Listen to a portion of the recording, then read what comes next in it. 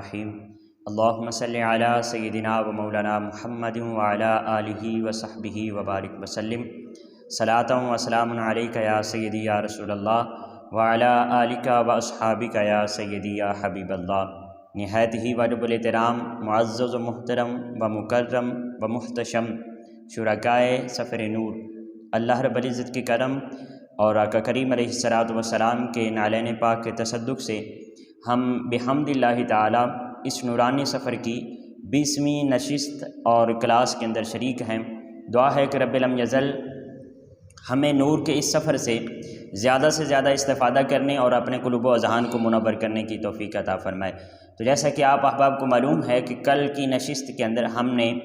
19ویں پارہ کی مضامین کے بارے میں گفتگو کی تھی۔ آج انشاءاللہ 20ویں پارہ کو شروع کریں گے۔ تو آئیں اپنے لیکچر کی طرف چلتے ہیں، آج کی کلاس کا آغاز کرتے ہیں۔ یہ 20واں پارہ ہے، سورۃ النمل ہے، اور سورۃ النمل کی آیت نمبر 62 ہے، آیت نمبر 62۔ اللہ رب العزت نے ارشاد فرمایا، امن یجیب المضطر اذا دعاہ ویکشف السوء ویجعلکم خلفاء الارض االہ مع اللہ قلیلا ما تذکرون۔ بلکہ وہ کون ہے جو بے قرار شخص کی دعا قبول فرماتا ہے جب وہ اسے پکارے، اور تکلیف دور فرماتا ہے، اور تمہیں زمین میں پہلے لوگوں کا وارث اور جانشین بناتا ہے، کیا اللہ کے ساتھ کوئی اور بھی معبود ہے؟ تم لوگ بہت ہی کم نصیحت قبول کرتے ہو۔ یہ تو اس آیہ مقدسہ کا ترجمہ ہے۔ اس آیہ مقدسہ کی ابتداء میں اللہ رب العزت نے مضطر کا ذکر کیا ہے۔ مضطر کہتے ہیں جو بے چین ہو، جو بے قرار ہو، جس کا چین لوٹا گیا ہو، جس پر ظلم کیا گیا ہو، جس سے اس کا حق چھینا گیا ہو، جس کو استحصالی کا شکار کیا گیا ہو، اس کو مضطر کہتے ہیں۔ جس کے دل کے اندر قرار نہ ہو، راحت نہ ہو، سکون نہ ہو، لوگ اس کا قرار لوٹ چکے ہوں، اس کو مضطر کہتے ہیں۔ تو اللہ رب العزت فرما رہا ہے، یہ جو مضطر ہوتا ہے، جو مظلوم ہوتا ہے، جس پر ظلم کیا گیا ہوتا ہے، اللہ فرما رہا ہے پھر اس کی پکار میں سنتا ہوں، اس کی پکار میں سنتا ہوں۔ یہ جو ایک جملہ ہمارے ہاں مشہور ہے نا کہ مظلوم کی آہ سے بچو، وہ بیسیکلی اس آیہ مقدسہ کا مفہوم ہے کہ مظلوم کی آہ سے بچو۔ جب کسی پر ظلم کیا گیا ہوتا ہے تو پھر اللہ رب العزت اس کی ڈائریکٹ آہ سنتا ہے، اس کی آہ اللہ خود سنتا ہے۔ ایک صحابی رسول حضرت ابو ہریرہ رضی اللہ تعالیٰ عنہ، آپ فرماتے ہیں کہ نبی کریم علیہ الصلوۃ والسلام نے ارشاد فرمایا، 3 لوگوں کی پکار اللہ رب العزت ڈائریکٹ سنتا ہے، بہت جلد ان کی پکار سنتا ہے اور اس کو قبول فرماتا ہے۔ 3 لوگوں کی دعا کو اللہ رب العزت بہت جلد قبول فرماتا ہے۔ ایک فرمایا مضطر، یہی لفظ حدیث مبارکہ میں استعمال ہوا، مضطر، جو شخص بے چین ہو، جس پر ظلم کیا گیا ہو، مظلوم شخص۔ دوسرا فرمایا مسافر شخص کی اللہ رب العزت پکار کو سنتا ہے اور اس کی دعا کو جلد قبول فرماتا ہے۔ اور تیسرا فرمایا باپ کی اپنی اولاد میں مانگی گئی دعا، اولاد کی حق میں مانگی دعا، اللہ رب العزت اس کو بہت جلد قبول فرماتا ہے۔ 3 لوگوں کا ذکر فرمایا، مضطر جو مظلوم ہو، تو ہمیشہ مظلوم کی بد دعا سے بچنا چاہیے، کبھی کسی کے اوپر ظلم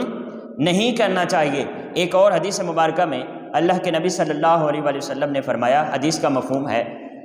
کہ اگر آپ نے دیکھنا ہو کہ اس دنیا کے اندر جنتی لوگ کون ہیں، تو ان لوگوں کو دیکھ لو جن کے اوپر جو تمہاری دنیاوی نظر کے حساب سے تمہیں حقیر تر محسوس ہوتے ہیں، اور ہر شخص ہی ان کو اپنے سے چھوٹا سمجھتا ہے، یہ دنیا کے اندر جنتی لوگ ہیں۔ اور اسی طرح نبی کریم علیہ السلام نے فرمایا، جہنمیوں کی پہچان کرنا چاہتے ہو تو جو اس دنیا کے اندر تکبر کرتے ہیں، جس کی گردنوں کے اندر سریے ہیں، جن کی گردنوں کے اندر، اور جو اکڑ کر چلتے ہیں اس زمین کے اوپر، نبی کریم علیہ السلام نے فرمایا جان لو یہ لوگ جہنمی ہیں۔ تو ایک فرمایا مظلوم کی دعا میرا مولا بہت جلدی قبول فرماتا ہے۔ دوسرا جو مسافر ہو، اللہ رب العزت اس کی دعا بھی قبول فرماتا ہے۔ اور جو باپ اپنی اولاد کی حق میں دعا طلب کرے، اللہ کی بارگاہ میں التجا کرے، اللہ رب العزت اس کی دعا کو بہت جلد قبول فرماتا ہے۔ اچھا، یہاں پر حدیث مبارکہ میں باپ کا ذکر ہوا ہے، ماں کا ذکر نہیں ہوا یا والدین کا ذکر نہیں ہوا، اکیلے باپ کا ذکر ہوا ہے۔ تو اس سے لگتا یہ ہے کہ باپ کا ذکر اس لیے ہوا ہے اور باپ کی دعا اللہ رب العزت جلد اس لیے قبول فرماتا ہے کیونکہ ماں جب دعا مانگتی ہے تو وہ بعض اوقات اولاد اگر غلط کام بھی کر رہی ہو تو اس کے غلط کام کے اندر بھی ماں کامیابی کی دعا مانگتی ہے۔ ماں ہمیشہ اس کی شفقت اتنی زیادہ ہوتی ہے اور وہ محبت اتنی کرتی ہے اولاد سے کہ وہ ہمیشہ چاہے اولاد کی کوئی غلط خواہش بھی ہو تو اس کی بھی تکمیل کے لیے اللہ کی بارگاہ میں دعائیں کرتی ہے۔ لیکن باپ چونکہ اس نے مختلف ایکسپیرینس کیے ہوتے ہیں، اس کے بہت زیادہ تجربات ہوتے ہیں، وہ دنیا کے اندر اس کی سفر ہوتی ہے، ٹریولنگ ہوتی ہے، تو اس وجہ سے وہ ہمیشہ اولاد کی اسی کامیابی کے لیے دعا کرتا ہے جو اس کی ٹھیک کامیابی ہو۔ اور جب بھی اولاد کسی غلط راستے پر نکلنے لگے تو پھر باپ کی شفقت وہاں پر رک جاتی ہے اور اس کا تجربہ کام کرتا ہے، پھر وہ نہ تو اس وقت دعا مانگتا ہے اور نہ ہی اپنی اولاد کو سپورٹ کرتا ہے بلکہ انہیں روکنے کی کوشش کرتا ہے۔ تو یہ باپ کا یہاں پر اس لیے لفظ جو ہے وہ استعمال کیا گیا۔ یہاں پر ایک اور بہت پیارا نقطہ وہ عرض کرنے کے بعد ہم آگے نکلیں گے۔ والدین سے دعا کی ریکویسٹ ضرور کرنی چاہیے، لیکن ناظرین کرام آپ کے والدین کے ساتھ تعلق ایسا ہونا چاہیے کہ آپ کو دعا کی ریکویسٹ نہ کرنی پڑے، وہ ہر وقت آپ کے لیے دعائیں کریں۔ آپ بزنس کر رہے ہیں، آپ کو کاروبار کر رہے ہیں، آپ کو ادارہ چلا رہے ہیں، آپ کوئی بھی کام کر رہے ہیں تو آپ کے ہر لمحے سے آپ کے والدین کے ساتھ تعلقات ایسے ہونے چاہیے کہ آپ کے ہر لمحے سے ان کو آگاہی ہو اور وہ ہر وقت آپ کے لیے دعا کر رہے ہوں۔ یہ والدین کے ساتھ ایک تعلق ہونا چاہیے۔ اور حضرت معاذ ایک دو احادیث ہیں وہ آپ کے گوش گزار کرنے کے بعد میں آگے چلنے کی کوشش کروں گا۔ حضرت معاذ بن جبل رضی اللہ تعالیٰ عنہ، آپ سے نبی کریم علیہ السلام نے فرمایا کہ اے معاذ، جو مظلوم ہے اس کی آہ سے بچو، مظلوم کی آہ سے بچو، کیونکہ مظلوم کی آہ اللہ رب العزت بہت جلد قبول کرتا ہے، مظلوم کی بد دعا اللہ رب العزت بہت جلد قبول کرتا ہے۔ اسی طرح حضرت خزیمہ بن ثابت رضی اللہ تعالیٰ عنہ نبی کریم علیہ السلام کے صحابی ہیں، آپ فرماتے ہیں کہ آقا کریم علیہ السلام نے فرمایا کہ جو مظلوم کی بد دعا ہوتی ہے اللہ رب العزت ان کو بادلوں کے اوپر رکھتا ہے، ان کو بادلوں کے اوپر رکھتا ہے، اور اللہ رب العزت فرماتا ہے کہ مجھے اپنی ذات کی قسم، مجھے اپنی جلالت کی قسم، مجھے اپنی ربوبیت کی قسم کہ میں اس مظلوم کی بد دعا جو ہے اس کو لازماً قبول کروں گا، چاہے اس کے اندر تھوڑا وقت لگ جائے۔ یعنی مظلوم کی بد دعا قبول لازماً ہوتی ہے اور اس کا اثر بھی ضرور ہوتا ہے، لیکن یہ ممکن ہے کہ وہ ایٹ اے ٹائم اسی وقت نہ ہو، اس کے اندر کچھ تاخیر ہو جائے۔ تو مظلوم کی بد دعا قبول لازماً ہوتی ہے۔ ناظرین کرام، اب ہم اپنے کچھ معاشرتی رویوں کے اوپر نظر کریں گے کہ جو ظلم ہے اور جبر ہے اس کی ہمارے معاشرے کے اندر مختلف صورتیں ہیں۔ فار ایگزامپل، جبر کی ایک صورت یہ ہے کہ جو ہمارے معاشرے کے اندر ایک ساس اپنی بہو پر کرتی ہے، ایک ساس اپنی بہو پر جو جبر کرتی ہے، اس کے ساتھ بیٹیوں والا رویہ نہ اپنا کر اس پر ظلم کیا جاتا ہے۔ یعنی جو رویہ وہ اپنی سگی بیٹیوں کے ساتھ کرتی ہے، اگر وہ رویہ اپنی اس بہو کے ساتھ نہیں کر رہی جو بیٹی کی شکل میں اس کے گھر میں آئی ہے، تو یہ اس کے ساتھ ظلم کر رہی ہے، یہ اس کے ساتھ جبر کر رہی ہے۔ اور اسی طرح اگر بہو اپنے ان والدین یعنی ساس اور سسر کے ساتھ وہ رویہ نہیں اپنا رہی جو اپنے پچھلے گھر کے اندر اپنے حقیقی والدین کے ساتھ اپنا رہی تھی، تو وہ بھی ظلم کر رہی ہے، وہ بھی کیا کر رہی ہے؟ ظلم کر رہی ہے۔ اسی طرح اگر ہم والدین کا حقوق نہیں ان کے پورے نہیں کر رہے تو ہم ظلم کر رہے ہیں، والدین اپنے اولاد کے حقوق نہیں پورے کر رہے تو یہ اولاد کے اوپر ظلم ہے، اور ہم رشتہ داروں کے حقوق نہیں پورے کر رہے، اپنے بہن بھائیوں کا خیال نہیں رکھ رہے۔ یعنی جب آپ کسی کی بھی حق تلفی کرتے ہیں، اس کے حقوق کا خیال نہیں کرتے تو اسی کو ظلم کہتے ہیں۔ ظلم صرف یہ نہیں ہے کہ کوئی بادشاہ جابر قسم کا، فرعون قسم کا یا یزید قسم کا کوئی بادشاہ آپ کے اوپر ظلم کرے رعایا کے اوپر تو وہ ظلم ہوتا ہے۔ ظلم کی یہ بھی شکلیں ہیں، یہ بھی ظلم ہی کی صورتیں ہیں جو ہم اپنی فیملی کے اندر اپنے رشتہ داروں کے حقوق کا خیال نہ رکھتے ہوئے اور ان کے حقوق کی حق تلفی کرتے ہوئے ان کے ساتھ ظلم کرتے ہیں، یہ بھی ظلم ہے۔ اسی طرح ناظرین کرام، ظلم کی صورت ہے آفس کے اندر، جب ایک باس اپنی ٹیم کا خیال نہیں رکھتا اور ان کے حق تلفی کرتا ہے تو وہ بھی ظلم کر رہا ہوتا ہے۔ اسی طرح ٹیم جب اپنے باس کا خیال نہیں کرتی اور اس کے لیے ٹھیک طریقے سے ورک نہیں کرتی تو یہ بھی ظلم ہوتا ہے۔ پھر دوستوں کے ساتھ ظلم کرتے ہیں، جب ان کے حق تلفی کرتے ہیں، ان کے ساتھ خندہ پیشانی سے نہیں ملتے، دوستی کا حق ادا نہیں کرتے، دوستی کے اندر وفاداری نہیں کرتے تو یہ بھی ظلم ہے۔ اور پھر اسی طرح جو حکمران اپنی رعایا کے اوپر کرتے ہیں وہ بھی ظلم ہوتا ہے جب ان کے حقوق کی حق تلفی کی جاتی ہے۔ پھر اگر رعایا کے اوپر حکمرانوں کے حقوق ہیں، اگر رعایا اپنے حکمرانوں کے حق تلفی کرتی ہے تو وہ بھی ظلم کرتی ہے۔ تو یہ ظلم کی مختلف صورتیں ہیں۔ اب جہاں کہیں بھی سوسائٹی کے اندر کسی شخص کا بھی جب حق ادا نہیں کرتے، حق تلفی کرتے ہیں تو وہ ظلم ہوتا ہے، اور وہ متاثرہ شخص آپ کا مظلوم ہوتا ہے۔ وہ کیا ہوتا ہے؟ مظلوم ہوتا ہے۔ اور جب وہ مظلوم پھر اللہ کی بارگاہ میں پکار کرتا ہے تو پھر اللہ رب العزت فرماتا ہے میں پھر ایسے مظلوم کی دعا ضرور قبول کرتا ہوں۔ یہ تعلق باللہ ہے، بیسیکلی یہ تعلق باللہ ہے۔ ناظرین کرام، ہمیں یہاں سے یہ بھی درس ملتا ہے کہ ہمیں اپنے رب کے ساتھ تعلق بنانا چاہیے، اپنے رب سے دعا مانگے، وہ لازماً سنتا ہے۔ آپ اس سے مانگ کر تو دیکھیں، آپ جب بھی ایک تو یہ اس کی شکل ہے نا، یہ مضطر جو ہے اس کی ایک تفسیر یہ ہے کہ جو مظلوم ہوتا ہے اللہ رب العزت اس کی دعا قبول فرماتا ہے، اور پھر مظلوم کے متعلق مختصر وضاحت آپ کے سامنے پیش کی۔ اور ایک اس کی تفسیر یہ بھی ہے کہ آپ کے اوپر ظلم نہیں کیا گیا لیکن آپ کا دل بے چین ہے، آپ کوئی حاجت طلب کرنا چاہتے ہیں، آپ کسی چیز کے لیے کسی خواہش کے اندر، دنیاوی خواہش کے اندر ہی صحیح، لیکن آپ بے قرار ہیں، تو آپ اللہ کی بارگاہ سے طلب کریں۔ آپ کو چھوٹے سے چھوٹا بھی کوئی مسئلہ ہے نا، کوئی دنیاوی مسئلہ ہے، کوئی پرابلم ہے تو آپ اپنے مولا سے طلب کریں۔ اور آپ کو بڑے سے بڑا کوئی مسئلہ ہے، آپ کو کوئی روحانی مسئلہ درپیش آ گیا ہے تو اس معاملے میں بھی اللہ رب العزت کی بارگاہ سے طلب کریں، وہ لازماً کرم فرمائے گا۔ وہ خود فرماتا ہے کہ جب کوئی مضطر میری بارگاہ میں آتا ہے تو میں اس کی دعا کو قبول کرتا ہوں، وَيَكْشِفُ السُّوءَ، اور اس سے تکلیف کو دور کرتا ہوں۔ میرا مولا کیا کرتا ہے؟ اس سے تکلیف کو دور فرماتا ہے۔ اور نبی کریم علیہ الصلوۃ والسلام نے اسی طرح آپ کی ایک اور حدیث مبارکہ ہے، آپ نے فرمایا کہ دعا کرنے والے سے 3 طرح کا معاملہ کیا جاتا ہے۔ یہ جو ہم لوگ کہتے ہیں نا کہ ہم نے طلب کی ہے، کوئی اللہ کی بارگاہ میں دعا کی ہے، وہ قبول نہیں ہوئی، تو جو نبی کریم علیہ الصلوۃ والسلام نے فرمایا کہ دعا کرنے والے سے 3 طرح کا معاملہ کیا جاتا ہے۔ یا تو فوراً جو وہ مانگ رہا ہوتا ہے اس کو وہ نعمت عطا کر دی جاتی ہے، یا پھر اس کو نعم البدل عطا کر دیا جاتا ہے، یعنی وہ ایک کوئی چیز مانگ رہا ہے، نعم کا مطلب ہوتا ہے اچھا، اور بدل کا مطلب بدل ہوتا ہے، یعنی اس کا اچھا بدل عطا کر دیا جاتا ہے۔ فار ایگزامپل وہ کوئی چیز مانگ رہا ہے، وہ اللہ کی بارگاہ میں گاڑی مانگ رہا ہے، مولا مجھے اچھی گاڑی چاہیے۔ اب اللہ کو یہ معلوم ہے، یہ اس بندے کو معلوم نہیں لیکن اللہ کو معلوم ہے کہ میرے اس بندے کے حق میں یہ گاڑی بہتر نہیں ہے، تو وہ پھر وہ نعمت نہیں عطا فرماتا بلکہ اس کا نعم البدل کوئی ایسی نعمت عطا فرما دیتا ہے جو اس بندے کے حق میں بہتر ہوتی ہے۔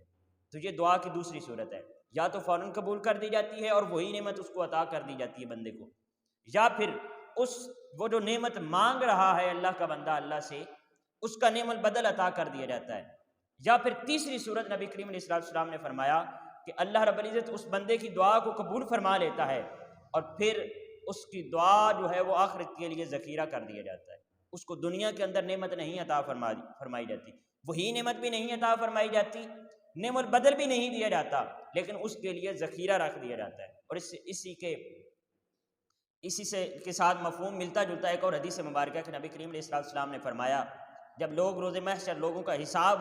ہو رہا ہوگا تو لوگ دیکھیں گے ان کے نامہ اعمال میں کچھ ایسی نیکیاں ہوں گی جو انہوں نے کام کیے ہی نہیں ہوں گے، وہ اللہ کی بارگاہ میں عرض کریں گے مولا یہ کام تو ہم نے کیے ہی نہیں ہیں، تو یہ نیکیاں ہمارے نامہ اعمال میں کیسے؟ تو اللہ رب العزت فرمائے گا یہ ان دعاؤں کا نتیجہ ہے جو تم دنیا میں مانگا کرتے تھے اور وہ نعمتیں آپ کو نہیں عطا کی گئی تھی، آج ان دعاؤں کا نعم البدل آپ کو اس زندگی کے اندر دیا جا رہا ہے۔ اور پھر کئی لوگ اس وقت یہ اللہ کی بارگاہ میں، آج تو ہم کہتے ہیں نا ہم بہت، انسان کی طبیعت کے اندر جلدی ہے، ہم بہت جلد باز ہیں، آج تو ہم کہتے ہیں نا کہ ہماری یہ دعا قبول نہیں ہو رہی، قبول ہو چکی ہوتی ہے لیکن وہ نعمت نہیں مل رہی ہوتی کسی خاص مصلحت کے تحت۔ آج تو ہم فوراً اللہ رب العزت کی بارگاہ میں ناشکری پر اتر آتے ہیں نا، لیکن اس وقت نبی کریم علیہ السلام نے فرمایا کہ لوگ اس وقت پھر پچھتائیں گے، اور اس وقت پھر یہ کہیں گے کہ کاش وہ دنیا کے اندر جو ہمیں نعمتیں مل گئی تھیں ہماری دعاؤں کی قبولیت کے نتیجے میں، کاش وہ بھی ہمیں نہ ملی ہوتی اور ان کا بھی نعم البدل ہمیں آج اس دنیا کے اندر ملتا، ان نیک اعمال کی صورت اور نیکیوں کی صورت میں ملتا۔ تو یہ نبی کریم علیہ السلام نے فرمایا کہ دعا کی قبولیت کے 3 طریقے ہیں، یا تو فوراً وہی نعمت عطا کر دی جاتی ہے، یا پھر نعم البدل عطا کیا جاتا ہے، کوئی اور نعمت اللہ رب العزت عطا فرما دیتا ہے، یا پھر اگر دنیا کے اندر وہ نعمت بھی نہ ملے، دنیا کے اندر نعم البدل بھی نہ ملے، تو پھر اللہ رب العزت اس دعا کو سیو فرما لیتا ہے، اور نیکیوں کی صورت میں اللہ رب العزت میزان پر اس کا حساب عطا فرما دیتا ہے۔ سو ہمیں ہر وقت اللہ کی بارگاہ سے دعائیں کرتے رہنا چاہیے۔ اب اس حدیث مبارکہ کو سمجھنے کے بعد آپ خود سمجھ رہے ہوں گے کہ ہمیں ہر وقت اللہ کی بارگاہ سے مانگتے رہنا چاہیے، چاہے دنیاوی نعمتیں مانگو یا پھر اخروی نعمتیں مانگو، اللہ رب العزت کی محبت مانگو، آقا کریم علیہ السلام کا عشق مانگو، دین کے ساتھ وفا مانگو، قرآن کے ساتھ تعلق مانگو، روحانی سفر کے لیے اللہ رب العزت کی بارگاہ سے قبولیت مانگو، جو بھی مانگو، دنیاوی نعمتیں مانگو، لیکن مانگتے رہا کرو۔ جو مانگتے رہتے ہیں وہ اس مالک کو بڑے پیارے لگتے ہیں، جو مانگتے رہتے ہیں وہ اس مولا کو بڑے پیارے لگتے ہیں۔ تو اللہ کی بارگاہ میں پیارا لگنے کے لیے پھر اس کی بارگاہ سے مانگتے رہا کریں۔ اسی طرح ایک اور حدیث مبارکہ ہے نا کہ نبی کریم علیہ السلام نے فرمایا، حدیث مبارکہ کا مفہوم ہے کہ اللہ رب العزت فرماتا ہے اگر یہ ساری قوم نیکیاں کرنے لگ پڑے، ان میں کوئی ایک شخص بھی ایسا نہ ہو جو کوئی ایک بھی گناہ کرے، یعنی ساری قوم نیکیاں کرنے لگ پڑے، تو میں اس قوم کو ختم کر دوں اور پھر اس کی جگہ پر ایسی قوم لے آؤں جو میری بارگاہ میں نافرمانی کرے اور پھر لوٹ کر میری بارگاہ میں آ جائے، جو گناہ بھی کرے اور پھر میری بارگاہ میں لوٹ آئے، مجھ سے معافی مانگے، مجھ سے مغفرت طلب کرے، میری بارگاہ میں گڑ گڑائے، التجا کرے، معافیاں مانگے اور میری بارگاہ میں نعمتوں کے حصول کے لیے دعائیں کرے۔ تو اللہ رب العزت کو وہ لوگ بہت پسند ہوتے ہیں جو اللہ کی بارگاہ سے مانگتے ہیں۔ پھر آداب کے کچھ آداب دعا ہیں، دعا کے کچھ آداب ہیں، اور ان میں سے ایک ہی ادب آپ کے سامنے گوش گزار کرنا چاہوں گا۔ سب سے بڑا ادب یہ ہے کہ یکسوئی کے ساتھ مانگا جائے۔ ہم دیکھتے ہیں اکثر ہم نماز کے بعد یا کہیں بھی دعا مانگ رہے ہوتے ہیں تو ہم یوں یا تو اپنی انگلیوں کے ساتھ کھیل رہے ہوتے ہیں یا ادھر کہیں دیکھ رہے ہوتے ہیں، ایسے نہیں۔ جب دعا مانگے تو پھر مکمل یکسوئی کے ساتھ مانگے۔ آپ کا ذہن منتشر نہیں ہونا چاہیے، آپ کا ذہن مکمل فوکسڈ ہونا چاہیے، یہ میں ہوں، یہ میری دعا ہے اور یہ میرے مالک کی ذات ہے، اور میں یہ دعا طلب کر رہا ہوں اور اپنے مالک کی بارگاہ سے طلب کر، مکمل فوکسڈ ہو کر، پھر دنیاوی خیالات باقی نہیں ہونے چاہیے، اونلی دعا کے اندر فوکس ہونا چاہیے اور پھر اللہ کی بارگاہ سے دعا طلب۔ اور جب اس فوکس کے ساتھ آپ دعا اللہ کی بارگاہ سے مانگتے ہیں تو میرا مالک لازماً قبول فرماتا ہے۔ وہ حجاج بن یوسف، اس کا واقعہ ذہن میں آ گیا، وہ جب گیا نا مکہ المکرمہ میں حج کی ادائیگی کے لیے، تو وہاں پر ایک نبینا شخص بیٹھا دعائیں مانگ رہا تھا۔ اس نے آدمیوں کو بھیجا بھی اس سے پتہ کریں کہ کیا مانگ رہا ہے۔ اس نے بڑا گڑ گڑا کر وہ اللہ کی بارگاہ سے مانگ رہا تھا، تو لوگوں نے آ کر بتایا کہ یہ نبینا ہے، اپنی آنکھوں کا نور مانگ رہا ہے۔ تو اس نے پوچھا بھئی یہ کتنے دنوں سے مانگ رہا ہے؟ انہوں نے کہا جی اس کو کئی سال ہو گئے ہیں اللہ کی بارگاہ سے مانگتے ہوئے۔ تو اس نے کہا اس کو جا کر حکم دو کہ یہ جو خلیفہ ہے یہ ابھی جا رہا ہے عبادت کے لیے، اور جب عبادت کر کے واپس لوٹے گا، اگر اس وقت تک اس کی آنکھوں کی بینائی واپس نہ لوٹی تو میں اس کا سر قلم کر دوں گا۔ اب جب وہ حجاج بن یوسف نے یہ حکم صادر کیا اور آگے چلا گیا عبادت کے لیے، ناظرین کرام یہ واقعہ تاریخ کی کتابوں میں ملتا ہے اور یہ سچا واقعہ ہے کہ جب وہ واپس لوٹ کر آیا تو اللہ رب العزت نے اس کو بینائی عطا فرما دی، کیونکہ جب وہ گیا یہ حکم صادر کر کے تو وہ جو آدمی تھا اس نے تو پھر اللہ رب العزت کی بارگاہ میں مکمل یکسوئی کے ساتھ دعائیں مانگنے شروع کر دی کہ اے مولا اگر اب مجھے آنکھیں نہ عطا ہوئیں تو یہ آدمی تو مجھے قتل کر دے گا، میں تو جان سے چلا جاؤں گا۔ تو وہ آپ خود ہی اندازہ لائیں، آپ خود اندازہ لگائیں کہ وہ آدمی جیسے پہلے دعائیں کر رہا تھا کیا اس نے اب بھی اسی طرح دعا کی ہوگی؟ نہیں، پہلے وہ اس تڑپ کے ساتھ دعا نہیں کر رہا تھا، اس اضطراب کے ساتھ دعا نہیں کر رہا تھا جس اضطراب اور تڑپ اور اللہ کے ساتھ لگن اور یکسوئی کے ساتھ اس نے اب دعا کی تھی۔ اس نے جب یہ یکسوئی کے ساتھ دعا کی تو اللہ رب العزت نے اس کو آنکھیں واپس لوٹا دی، اور اس سے پہلے تو وہ کئی سالوں سے اللہ کی بارگاہ میں طلب کر رہا تھا۔ بہرحال اللہ کی بارگاہ میں دعا کرنی چاہیے، اس سے مانگنا چاہیے اور مظلوموں کی آہ سے بچنا چاہیے، اور اللہ رب العزت کے ساتھ اپنے تعلق کو مضبوط بنانا چاہیے۔ ہمیشہ اپنے مولا سے مانگے، وہ ایک تو آپ کو ذلیل نہیں کرتا، جب آپ دنیا کے سامنے ہاتھ پھیلاتے ہیں تو دنیا آپ کو ذلیل کرتی ہے، مولا آپ کو کبھی بھی ذلیل نہیں کرتا، اور پھر وہ عطا بھی لازمن کرتا ہے، وہ اپنے بندوں کی دعاؤں کو قبول کرتا ہے۔ تو ہمیشہ ایک سجدہ جسے تو گراں سمجھتا ہے، ہزار سجدوں سے دیتا ہے آدمی کو نجات، اس ایک در پہ آ جائیں، در در پہ جھکنے کی نوبت نہیں آئے گی۔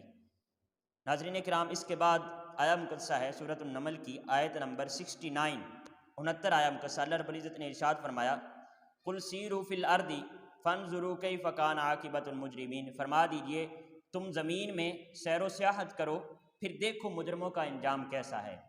اس آیا مقدسہ کے اندر ہمیں سیر کرنے اور دنیا کے اندر گھومنے پھرنے کا حکم دیا جا رہا ہے۔ سیر کا ایک تو فائدہ یہ ہے کہ سیر کرنے سے جو اور مختلف مناظر کو دیکھنے سے جو ہمیں علم حاصل ہوتا ہے وہ کتابوں سے نہیں مل سکتا، کیونکہ جب آپ مختلف چیزوں کو دیکھتے ہیں تو آپ لوگوں کے بارے میں پھر وہ پرانی بلڈنگز کو دیکھتے ہیں، پرانے مناظر کو دیکھتے ہیں، تو پھر آپ کو لوگوں کے وہ ذہنیت کا پتہ چلتا ہے، اور آپ کو پتہ چلتا ہے کہ یہ لوگ کیسے عروج پر گئے تو اور آج کیسے تہے زمین پڑے ہوئے ہیں، یہ لوگ کیسے شان و شوکت کے ساتھ رہا کرتے تھے، اور آج ان کے جو بنگلے ہیں اور وہ ان کی شان و شوکتیں جو ہیں وہ مٹی کے اندر ملنے کو تیار ہیں، اور وہ خود مٹی کے نیچے چلے گئے ہیں۔ تو یہ چیزیں ملتی ہیں سیر سے، ایک تو وہ علم حاصل ہوتا ہے، اور دوسرا، اور پھر فرمایا جو مجرمین ہیں ان کی عاقبت جو ہے ان کے بارے میں بھی جانو اور ان کو دیکھو کہ ان کا انجام کیسا ہوا ہے، مجرموں کے انجام کے بارے میں دیکھو۔ تو ایک تو یہ نظریہ ہونا چاہیے سیر کرنے کا، اور سیر کا یہ فائدہ ہے۔ دوسرا سیر کا یہ فائدہ ہے کہ آپ کو راحت اور سکون ملتا ہے، آپ کو راحت اور سکون ملتا ہے۔ تو اللہ رب العزت نے حکم فرمایا، دین چونکہ اسلام جو ہے یہ دین فطرت ہے، تو اس نے اس انسان کی راحت اور سکون کا مکمل خیال رکھا ہے، تو اس کے راحت کے سامان کے لیے حکم فرمایا کہ پھر سیر کرو، میرے مناظر کو دیکھو، میری نشانیوں کو دیکھو، میری چیزوں کے اندر غور و فکر کرو، نشانیوں کے اندر غور و فکر کرو، اور دنیا کی سیر کرو،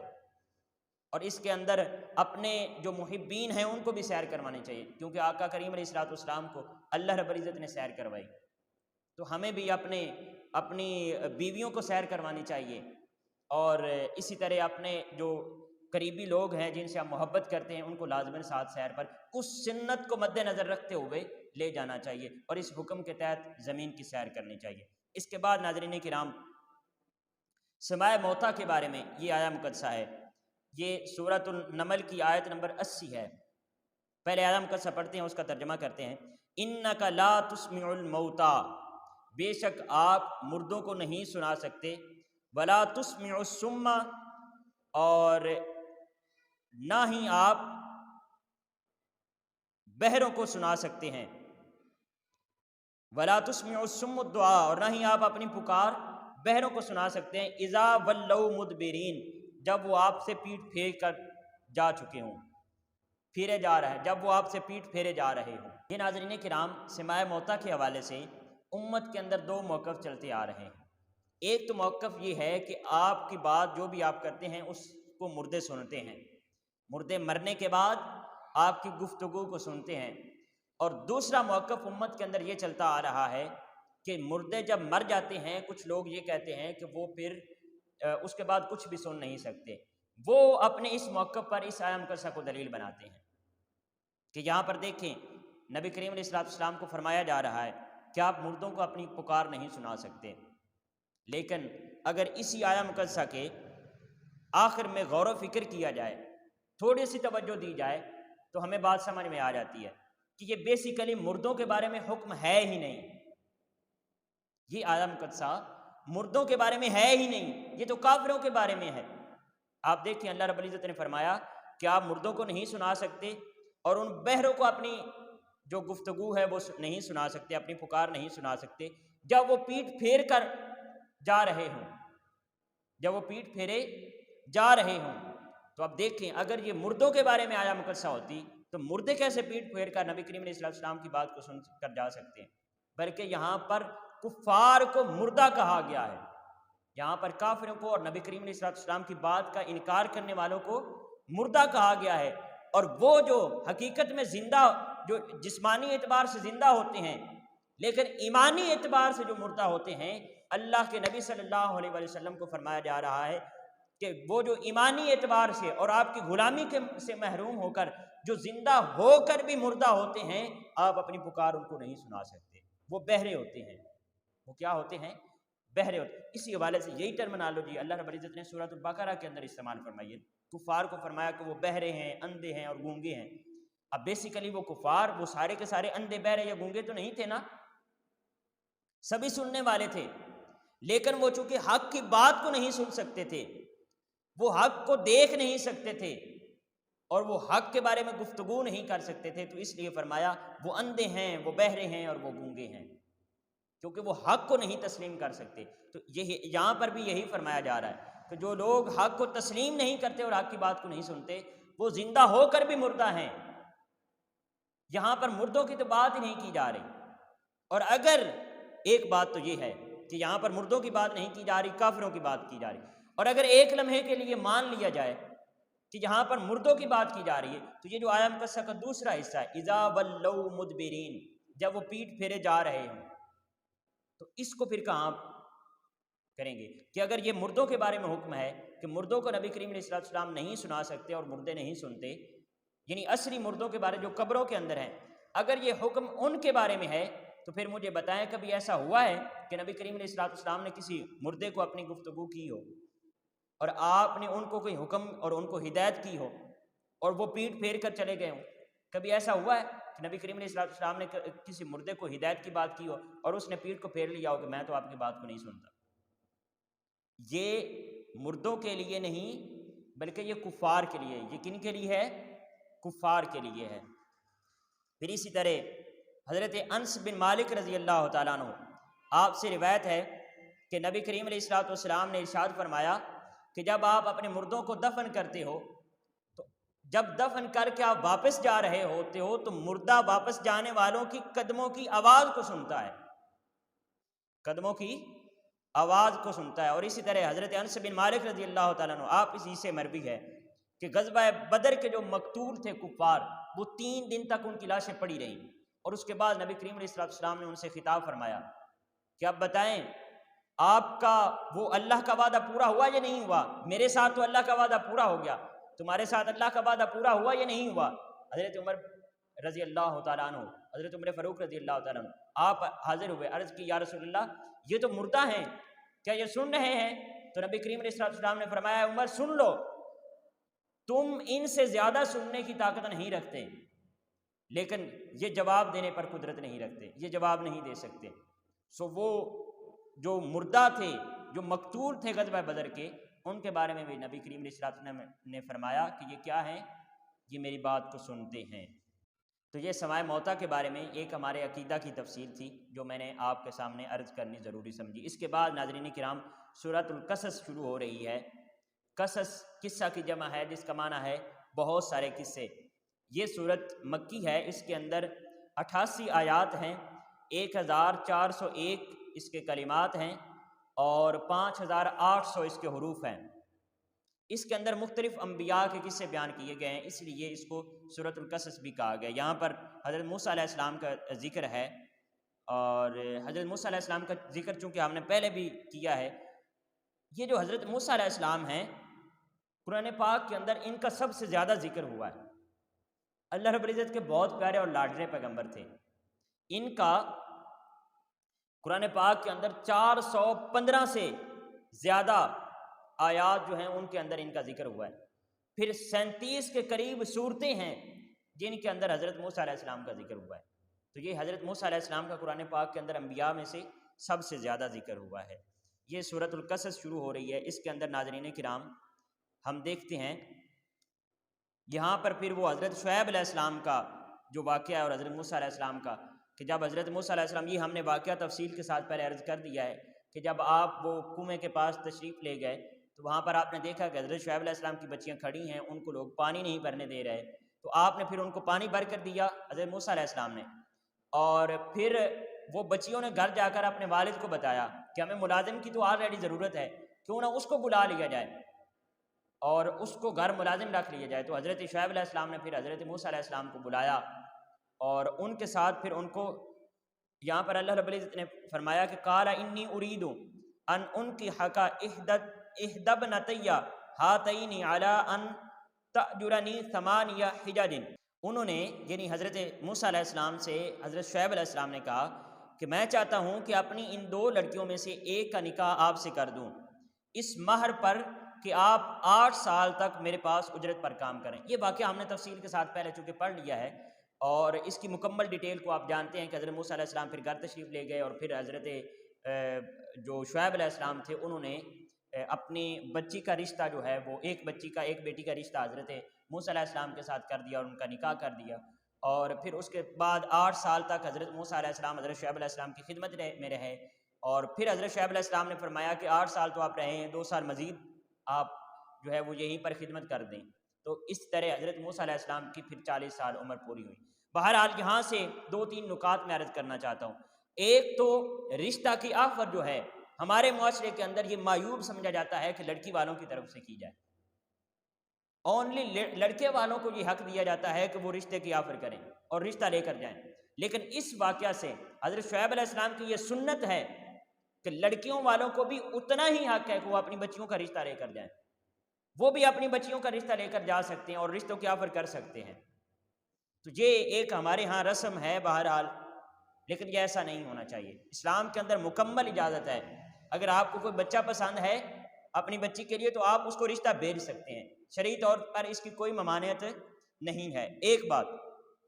اور دوسرا نقطہ جو جہاں سے ہمیں ملتا ہے وہ حق مہر کے بارے میں ہے۔ ہمارے معاشرے کے اندر کیا ہوتا ہے کہ حق مہر فکس کرنے کا صرف اور صرف حق لڑکے والوں کو دیا جاتا ہے، وہ کہہ دیتے ہیں جی اتنا حق مہر ہے، تو وہ کہتے ہیں ٹھیک ہے جی 5,000 ہے 10,000 ہے، لیکن حق مہر بیسیکلی کس کو حق ہے؟ لڑکی والوں کو حق ہے، بچی والوں کا حق ہے، وہ حق مہر متعین کریں گے۔ عقد کے اندر، نکاح کے عقد کے اندر حق مہر کس نے متعین کرنا ہوتا ہے؟ بچی والوں نے کرنا ہوتا ہے۔ ایک ہمیں یہ بھی پوائنٹ نظر آ رہا ہے، حضرت شعیب علیہ السلام نے کہا کہ آپ 8 سال تک میری خدمت میں رہیں گے بطور حق مہر، اور پھر 8 سال خدمت رہی، اتنا بڑا حق مہر لیا، تو اس سے ہمیں یہ بھی پوائنٹ ملتا ہے کہ حق مہر میکسیمم ہونا چاہیے۔ آپ اپنی بچیوں کے لیے حق مہر زیادہ سے زیادہ رکھ سکتے ہیں، اور ایک اس سے گردماد کا جو پوائنٹ ہے وہ ہمیں ملتا ہے کہ گردماد بھی، دیکھیں حضرت موسیٰ علیہ السلام جو تھے وہ حضرت شعیب علیہ السلام کے گھر بطور گردماد ہی رہے تھے نا، تو یہ ہمارے معاشرے کے اندر ایک بہت ہی نیگیٹو سوچ پائی جاتی ہے کہ گردماد نہیں رہا جا سکتا، حالانکہ اس کی شرعی طور پر کوئی ممانعت نہیں ہے کہ اگر بچی والوں کے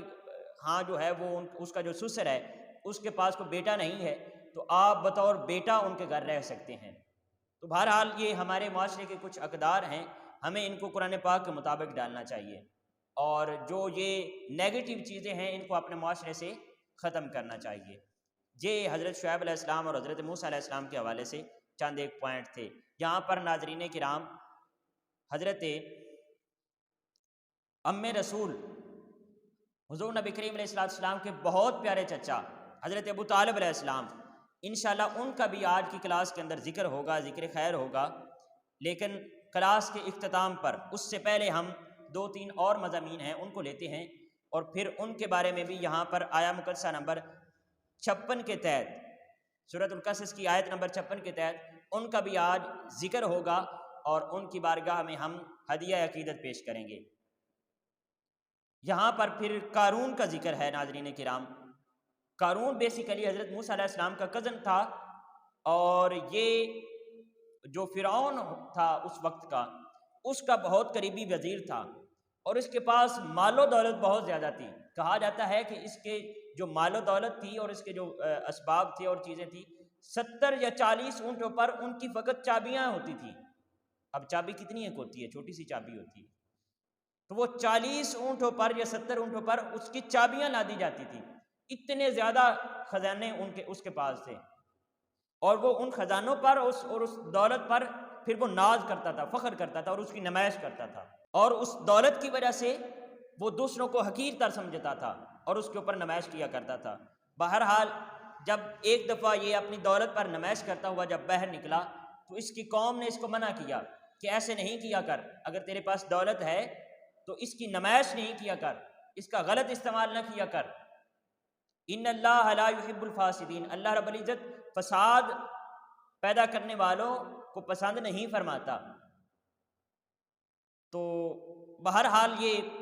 قارون جو تھا یہ بہت زیادہ اپنی دولت کے اوپر ناز کیا کرتا تھا. تو پھر اللہ رب العزت نے اس کو یہ عذاب دیا کہ اس کو زمین کے اندر دنسا دیا.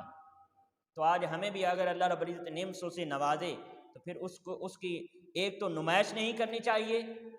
ایک دوسروں کا دل نہیں دکھانا چاہیے. پھر یہ نہ ہو کہ اگر اللہ رب العزت نے دنیا کے اندر آپ کو نواز دیا ہے تو آپ دوسرے لوگوں کو انسان ہی نہ سمجھیں اور ان کو حشرات الارض سمجھتے ہوئے اپنے پاؤں کے نیچے سے جو ہے وہ گزارتے چلے جائیں. ایسا نہیں ہونا چاہیے. اس کے بعد ناظرین کرام، یہ خصوصاً میری ماؤں اور بہنوں کے لیے بہت ہی دلچسپی کا باعث بننے والا ہے یہ مضمون جو ابھی ہم شروع کرنے والے ہیں استخارہ کے بارے میں. پہلے یہ آیہ مقدسہ، یہ سورۃ القصص کی آیت نمبر 28 ہے، 28. اللہ رب العزت نے ارشاد فرمایا وَرَبُّكَ يَخْلُقُ مَا يَشَاءُ وَيَخْتَارُ، اور آپ کا رب جو چاہتا ہے پیدا فرماتا ہے اور جسے چاہتا ہے منتخب فرما لیتا ہے. ما کان لہم الخیارۃ، ان یعنی منکروں اور مشرک لوگوں کو کوئی مرضی اور اختیار حاصل نہیں ہے. سبحان اللہ وتعالی عما یشرکون، اللہ پاک ہے اور بالا تر ہے ان باطل معبودوں سے جنہیں وہ شریک گردانتے ہیں. تو یہ جو آیہ مقدسہ اللہ رب العزت نے ارشاد فرمایا، یہ جو لفظ ہے نا وَيَخْتَارُ، یہ باب افتعال سے ہے، یعنی اختیار مصدر سے ہے، اور یہ خیار جو لفظ ہے اسی سے باب افتعال پر آئے تو یہ اختیار ہے، اور اسی سے عربی کا ایک اور باب ہے باب استفعال. اگر اسی مصدر کو اس وزن پر لے جایا جائے تو یہ استخار بنتا ہے، استخار بنتا ہے. یعنی خیار سے اگر باب افتعال ہو تو اختیار بنتا ہے، اور اگر انہی روٹ ورڈز کو، انہی حروف اصلی کو باب استفعال پر لایا جائے تو یہ استخار بنتا ہے، یعنی استخارہ. کیا بنتا ہے؟ استخارہ. یہ تو اس کا لغوی معنی ہے دوسرے کی چاہت یا اس کی رائے معلوم کرنا، دوسرے کی رائے معلوم کرنا، دوسرے کی رائے معلوم کرنا. یہ استخارہ کا لفظی معنی ہے. عرف عام میں یا اصطلاح میں اس کا معنی یہ ہے کہ اللہ رب العزت کی بارگاہ سے نیکی کے بارے میں جاننا، یا جو آپ فیصلہ کرنا چاہتے ہیں اس کے بارے میں اگر آپ اللہ رب العزت کی رائے لینا چاہتے ہیں، بہت یہ پیارا جملہ، اللہ کی رائے لینا چاہتے ہیں تو وہ جو عمل کیا جاتا ہے اس کو استخارہ کہا جاتا ہے. اس کو کیا کہا جاتا ہے؟ استخارہ کہا جاتا ہے. بخاری شریف کی ایک حدیث مبارکہ ہے، حضرت جابر رضی اللہ تعالیٰ عنہ آپ ارشاد فرماتے ہیں کہ نبی کریم علیہ الصلوۃ والسلام نے ہمیں تمام کاموں میں استخارہ کرنے کی نصیحت فرمائی، تمام کاموں میں استخارہ کرنے کا طریقہ بتایا اور ہمیں سکھایا. جس طرح نبی کریم علیہ الصلوۃ والسلام ہمیں قرآن پاک کی صورتیں سکھاتے،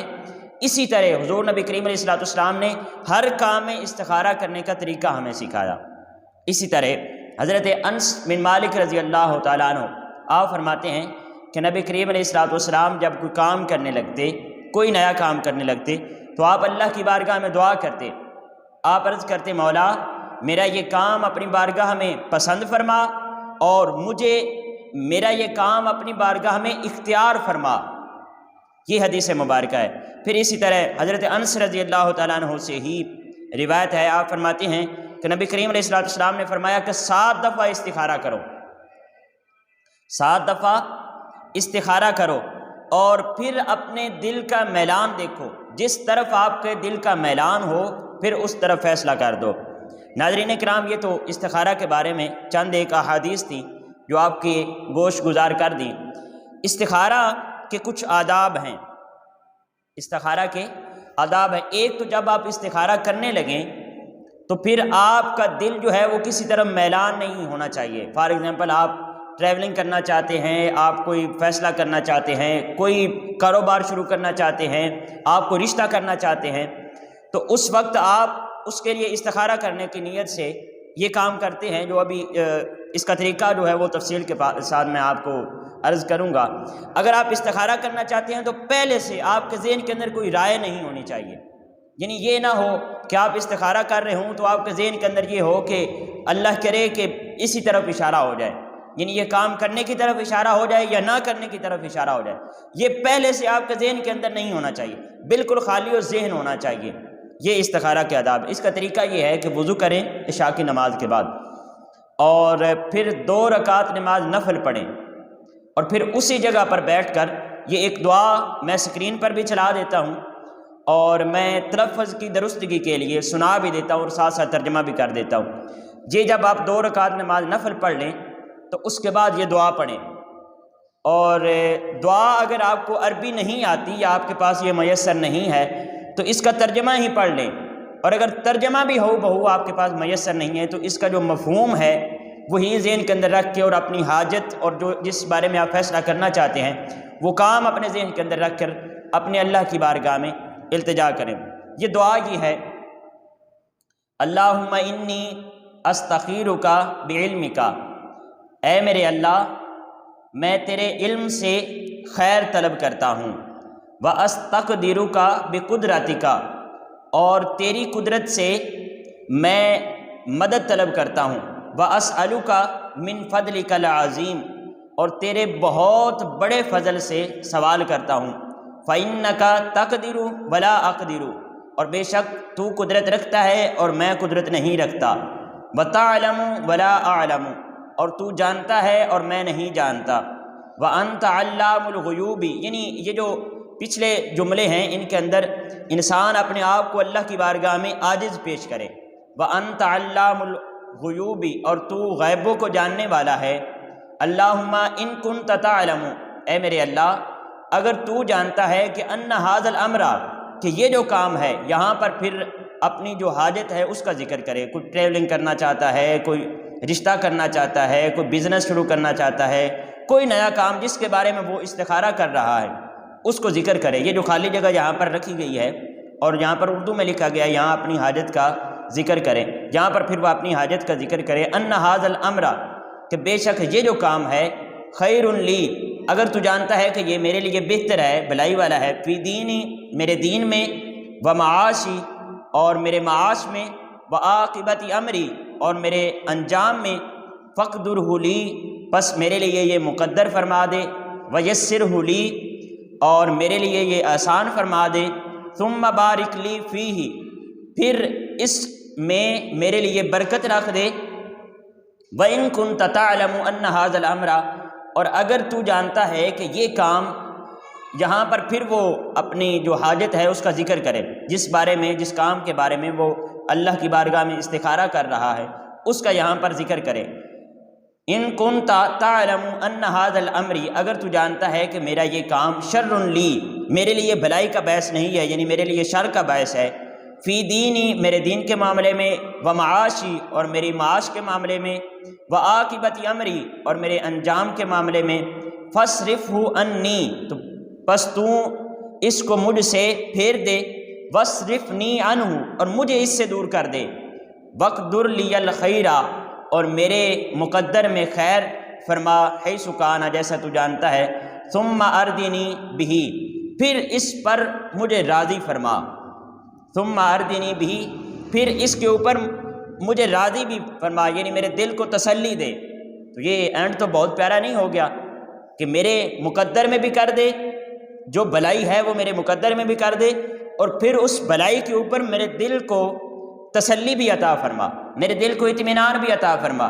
مجھے پھر اس پر راضی رہنے کی توفیق بھی عطا فرما۔ تو یہ پھر جب وہ 2 رکعت نماز نفل پڑھ لے اس کے بعد یہ دعا پڑھیں، اور یہ دعا پڑھنے کے بعد پھر اپنے دل کی حالت کو چیک کریں، جس طرف دل کا میلان ہے اس طرف پھر فیصلہ کر دیں، اور بلا جھجک پھر اس کے اوپر کام کرنا شروع کر دیں۔ اور اگر بعض اوقات دل جو ہے وہ کسی طرف بھی اس کا میلان نہیں ہوتا ہے، کسی طرف بھی جھکاؤ نہیں ہوتا ہے، تو پھر مفسرین فرماتے ہیں کہ 7 دفعہ استخارہ کریں۔ اور اس کا دوسرا طریقہ یہ بھی ہے کہ خواب آ جاتی، رات کو جب انسان استخارہ کر کے سوتا ہے تو پھر خواب آ جاتی ہے، اگر خواب کے اندر سفید یا سبز رنگ نظر آئے تو پھر سمجھیں کہ اس کام کے اندر بلائی ہے اور وہ کام کر گزریں، اور اگر خواب کے اندر ریڈ یعنی سرخ یا کالا رنگ نظر آئے تو پھر اس کام سے منع کیا جا رہا ہے، اشارہ اس طرف ہے کہ پھر وہ کام نہ کیا جائے۔ اور اسی طرح اگر آپ کوئی ٹریولنگ کے لیے یا کسی بھی کام کے لیے جب وہ استخارہ کرتے ہیں تو آپ کو نظر آتا ہے کہ آپ وہ کام کر رہے ہیں تو پھر اس کا مطلب ہے کہ آپ وہ کام کریں، یعنی اگر آپ نے کہیں جانا ہے تو آپ خواب کے اندر اس طرف جا رہے ہیں تو پھر آپ وہ اس طرف چلے جائیں، یعنی اس کے اوپر کام کر دیں۔ اور اگر آپ خواب میں دیکھتے ہیں کہ آپ وہ کام تو کر رہے ہیں لیکن کوئی بڑی سختی سے آپ کو اس سے منع کر رہا ہے، آپ کو روک رہا ہے کہ یہ کام نہ کریں، تو پھر اس کام سے رک جائیں۔ اللہ رب العزت کی طرف سے اشارہ یہ ہے کہ یہ کام نہیں کرنا چاہیے، اس کے اندر بلائی نہیں ہے۔ ناظرین کرام،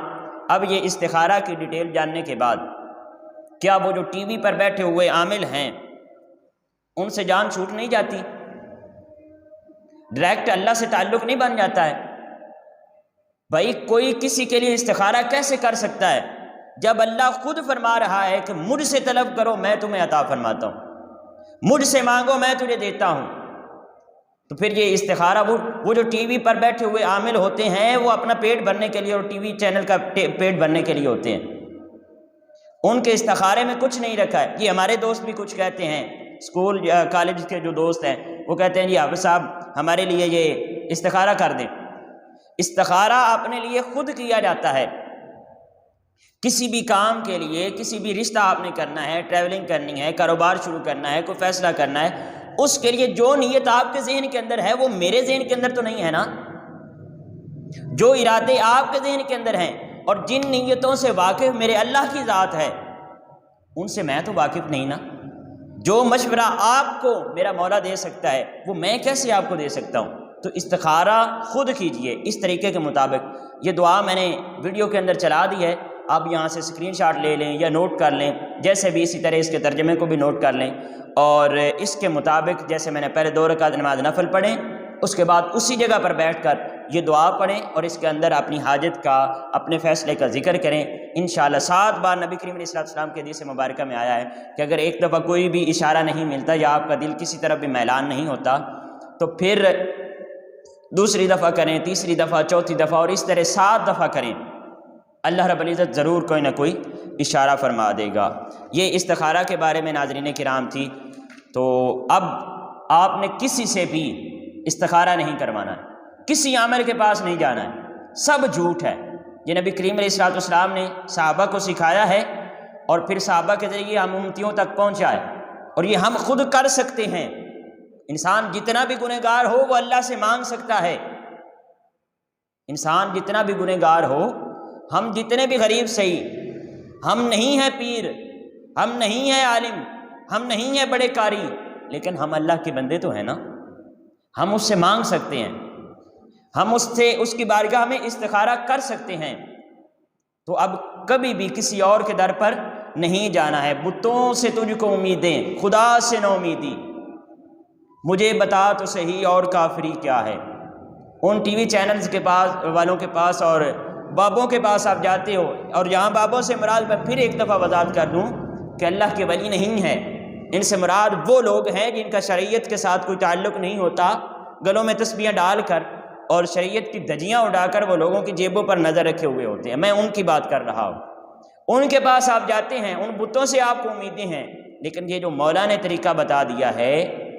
اس پر اگر آپ کو امید نہیں ہے تو مجھے بتائیں پھر اور کافری کیا ہے؟ بتا تو صحیح، مجھے بتا تو صحیح اور کافری کیا ہے۔ بہرحال ناظرین کرام، اس کے بعد یہ سورۃ العنکبوت ہے، یہ سورت مکی ہے اور اس کی 99 آیات ہیں، 99 980 اس کے کلمات ہیں اور 4195 اس کے حروف ہیں۔ اس کے اندر یہ عنکبوت کا معنی ہے مکڑی، عنکبوت کا کیا معنی ہے؟ مکڑی، اس کے اندر وہ قارون کے خزانوں کا ذکر کیا گیا اور اس کو مکڑی کے جالے سے تشبیہ دی گئی کہ جو لوگ خزانے اکٹھے کرتے ہیں جیسے قارون نے اکٹھا کیا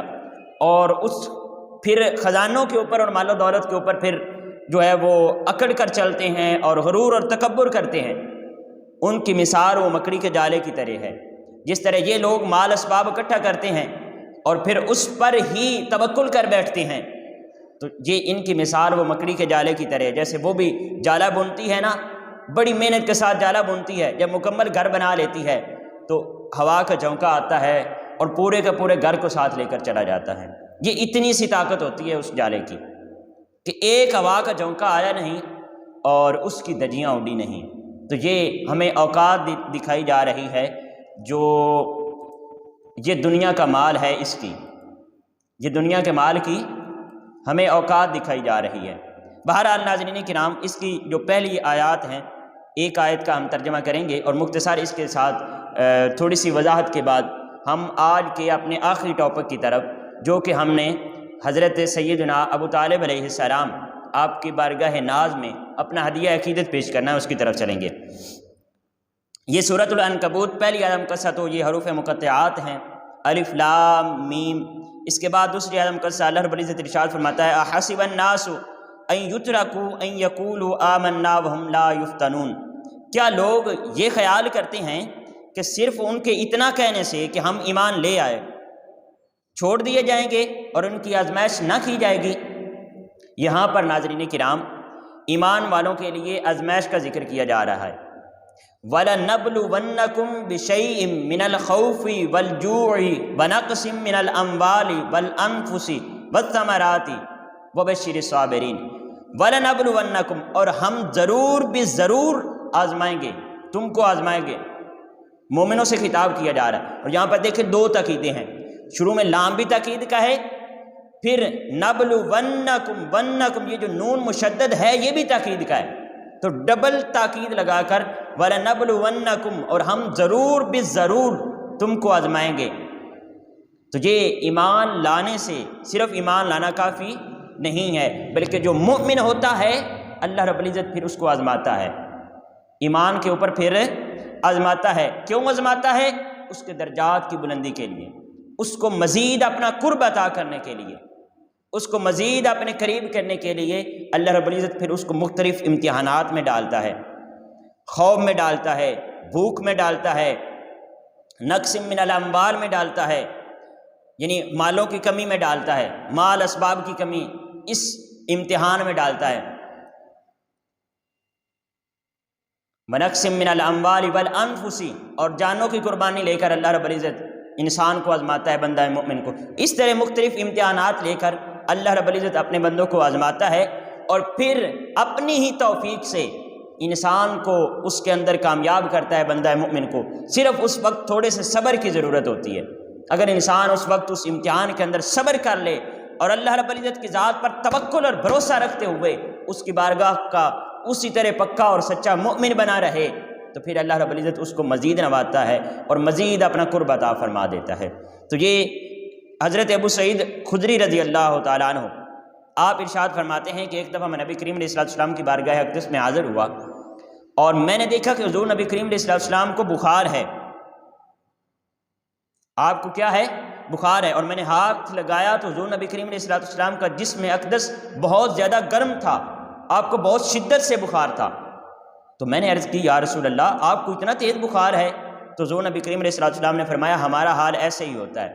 آپ فرماتے ہیں پھر میں نے عرض کیا یا رسول اللہ سب سے سخت مصائب کن لوگوں پر آتے ہیں؟ تو نبی کریم علیہ السلام نے فرمایا سب سے سخت مصائب اور مشکلات اور امتحانات اللہ کے انبیاء پر آتے ہیں۔ پھر میں نے عرض کیا یا رسول اللہ اس کے بعد کن لوگوں پر؟ تو نبی کریم علیہ السلام نے فرمایا جو اللہ کے نیک بندے ہوتے ہیں، جو اللہ کے اولیاء ہوتے ہیں، جو اللہ کے مقربین ہوتے ہیں، پھر انبیاء کے بعد سب سے زیادہ سخت مصائب ان لوگوں پر آتے ہیں، کیونکہ اللہ ان سے محبت کرتا ہے نا، تو اللہ رب العزت پھر ان کو مختلف امتحانات میں ڈال کر ان کے امتحان لے کر پھر اللہ رب العزت ان کو اپنا قرب عطا فرماتا ہے۔ یہ سورۃ العنکبوت کی ابتدائی آیہ مقدسہ کے اندر اللہ رب العزت نے مومنوں سے امتحان کے بارے میں ذکر فرمایا ہے۔ اب ہم ناظرین کرام چلتے ہیں اپنے آخری مضمون کی طرف، جس کے اندر جیسا کہ میں نے آپ سے عرض کیا کہ ہم حضرت سیدنا ابو طالب رضی اللہ تعالی عنہ و علیہ السلام آپ کی بارگاہ اقدس میں اپنا ہدیہ عقیدت پیش کریں گے، چونکہ وہ آیا مقدسہ جس سے جو لوگ آپ کے ایمان کا معاذ اللہ انکار کرتے ہیں وہ اس آیا مقدسہ سے دلیل پکڑتے ہیں۔ ہم اس آیا مقدسہ کے اوپر بات کریں گے اور پھر اپنا عاجزانہ طور پر ہدیہ عقیدت آپ کی بارگاہ میں پیش کریں گے۔ ہم کیا ہدیہ عقیدت پیش کر سکتے ہیں؟ ہم نے صرف اپنی حاضری لگوانی ہے، جیسے وہ مائی تھی نا حضرت یوسف علیہ السلام کو خریدنے کے لیے اٹی لے کر آئی تھی۔ اب اس کو معلوم تھا کہ میں اٹی کے ذریعے خرید نہیں سکتی، اٹی کے ذریعے یوسف کو خرید نہیں سکتی، لیکن وہ لے کر آئی، اور جب اس سے پوچھا گیا کہ یہ تم کیا پاگل پن کر رہی ہو، تو اس نے کہا کہ مجھے بھی معلوم ہے کہ میں یہ خرید نہیں سکتی یوسف علیہ السلام کو، لیکن جب حشر کے دن میدان لگے گا اور پکارا جائے گا کہ یوسف کے خریدار کہاں ہیں، تو وہ جو خریداروں کی لسٹ ہوگی تو اس کے اندر اٹھی والوں کے اندر ہی صحیح میرا نام بھی وہاں پر آ جائے گا۔ تو جب ہم بھی ہدیہ عقیدت کما حق ہو کیسے بیان کر سکتے ہیں، ان کی شان وراء الورا، اور ہم کمینے اور گھٹیا لوگ تو صرف اتنا ایک ہدیہ عقیدت پیش کریں گے کہ وہ اٹی والوں میں، اور وہ لسٹ جس کے اندر حضرت ابو طالب علیہ السلام حضور نبی کریم علیہ السلام کے بہت پیارے چچا آپ کے ثنا خانوں کا نام ہوگا، اس لسٹ کے اندر ہمارا نام بھی آ جائے۔ پہلے یہ آیت قصہ پڑھتے ہیں۔ اللہ رب العزت نے ارشاد فرمایا انک لا تہدی من احببت، بے شک آپ اس کو ہدایت نہیں دے سکتے جس کو آپ چاہیں، ولکن اللہ یہدی من یشاء، اور بلکہ جسے اللہ چاہتا ہے آپ کے ذریعے راہ ہدایت پر چلا دیتا ہے۔ یہ آیت قصہ ناظرین کرام حضرت ابو طالب علیہ السلام کے ایمان کے بارے میں امت کے اندر تین طرح کے گروہ رہے ہیں، تین طرح کا موقف رہا۔ ایک گروہ کا موقف یہ ہے کہ آپ ایمان نہیں لائے تھے اور وہ لوگ حضرت ابو طالب کو کافر جانتے ہیں، اور اسی طرح ایک بہت بڑے امت کے گروہ کا موقف یہ ہے، یعنی وہ خاموش ہیں، وہ نہ کفر کی بات کرتے ہیں اور نہ ہی ایمان کی بات کرتے ہیں، وہ آپ کے معاملے میں خاموش ہیں۔ اور امت کے اسی طرح ایک گروہ کا موقف یہ ہے کہ آپ ایمان لے آئے تھے اور نبی کریم علیہ السلام نے آپ کو کلمہ پڑھا دیا تھا۔ حضور سیدی شیخ الاسلام اور منہاج القرآن کے جتنے بھی ماننے والے ہیں، آپ کے وابستگان ہیں، وہ سب اس بات پر عقیدہ رکھتے ہیں کہ اللہ رب العزت کے پیارے حبیب صلی اللہ علیہ وسلم نے اپنے چچا کو کلمہ پڑھا دیا تھا اور آپ کے ایمان کے قائل ہیں۔ ناظرین کرام، اب یہاں پر بطور امتی ہمیں تھوڑا سا تو غور و فکر کرنا چاہیے نا کہ کیا نبی کریم علیہ السلام کے وہ پیارے رشتے جن کے ساتھ حضور نبی کریم علیہ السلام بہت زیادہ محبت فرماتے تھے، بطور امتی کیا ہمیں ایسے کلمات ان کے بارے میں ادا کرنے چاہیے جن سے نبی کریم علیہ السلام کو تکلیف پہنچے، یا ایسے کلمات ادا کرنا چاہیے کہ جن کے بارے میں نبی کریم علیہ السلام کو راحت پہنچے؟ یہ حضور کے وہ چچا تھے جن کے ساتھ حضور نبی کریم علیہ السلام بہت زیادہ محبت فرماتے تھے۔ اور اگر آپ مجھ سے پوچھیں تو میں کہوں گا کہ اسلام پروان ہی اسی گھرانے سے چڑھا ہے، اسلام پروان ہی ابو طالب کے گھر سے چڑھا ہے۔ آپ دیکھیں نبی کریم علیہ السلام کو 42 سال اپنی آغوش عطا فرمائی ہے حضرت ابو طالب علیہ السلام نے، آپ نے 42 سال حضور نبی کریم علیہ السلام کا تحفظ فرمایا ہے، اور حضور نبی کریم علیہ السلام کے لیے ڈھال کا کام کرتے رہے۔ پھر آپ کے ایمان کے لیے کتنے دلائل آپ کو دیے جائیں۔ دیکھیں حضور نبی کریم علیہ السلام کا پہلا نکاح، خطبہ اس کا جو خطبہ تھا، پہلا نکاح جو حضرت سیدہ خدیجہ الکبریٰ رضی اللہ تعالیٰ عنہا کے ساتھ حضور کا عقد مبارک ہوا، اس کے اندر خطبہ حضرت ابو طالب علیہ السلام نے پڑھایا۔ اب اس کے اندر دیکھیں اگر حضرت ابو طالب علیہ السلام ایمان نہیں لائے تھے، آپ اگر ایمان نہیں لائے تھے تو چلیں حضور نبی کریم علیہ السلام کے اعلان نبوت سے پہلے تو کام چلتا رہا تھا، لیکن جب حضور نے اعلان نبوت فرمایا اور اگر حضرت ابو طالب علیہ السلام نے ایمان نہیں قبول کیا تھا، اسلام کو قبول نہیں کیا تھا، تو حضور یہ اعلان فرما دیتے، حضور نبی کریم علیہ السلام اپنا عقد دوبارہ کرواتے، لیکن حضور نبی کریم علیہ السلام نے اپنا عقد دوبارہ نہیں کروایا ہے۔ اسی خطبہ کے ساتھ اور اسی عقد کے ساتھ اور اسی نکاح کے ساتھ نبی کریم علیہ السلام نے اس رشتے کو کنٹینیو رکھا ہے، اس کو جاری رکھا ہے۔ اور اسی طرح وہ جو نکاح نہ صرف اس کا خطبہ حضرت ابو طالب علیہ السلام نے پڑھایا بلکہ اس کا حق مہر بھی حضور نبی کریم حضرت ابو طالب علیہ السلام نے ادا کیا۔ اب اگر حضرت ابو طالب علیہ السلام نے آپ نے ایمان قبول نہیں کیا تھا، آپ نے اسلام قبول نہیں کیا تھا،